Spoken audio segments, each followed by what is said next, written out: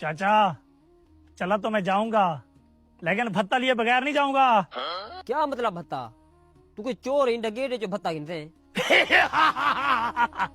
चाचा ये चोर डाकू बदमाश मैं इन सबका बाप हूँ। जब ये भत्ता लेने जाते हैं मुझसे पूछ कर जाते हैं। चुपचाप तुम सब 5-5 हजार रुपए निकालो, वरना रमजान शरीफ करीब है, मैं तुम सबकी बातों में खलल डालूंगा। देख शैतान, इंदे कोई शक है नहीं, तेरे मेरे तो बहुत बड़े एहसान हैं, क्योंकि मेरी एक एकड़ जमीन है तैने मैं रल दे कुछ भी के तब्दील किते, लेकिन होन अल्लाह दा नेक मीना है, साउका तो गुनाह बख्शवावन दे, इथु ने दफा थी वन न तो तुम्हें को अच्छे तरीके जान दी। तू शैतान ही तो मैं तैंग ने बड़ा शैतान हां, मच्छर दाने विच ढक लेता। चाचा लगता है तुझे मेरी ताकत का अंदाजा नहीं है, मैं तुम्हें खड़े खड़े गायब कर दूंगा। ना मुरादा टू दी तक चोरा ठुके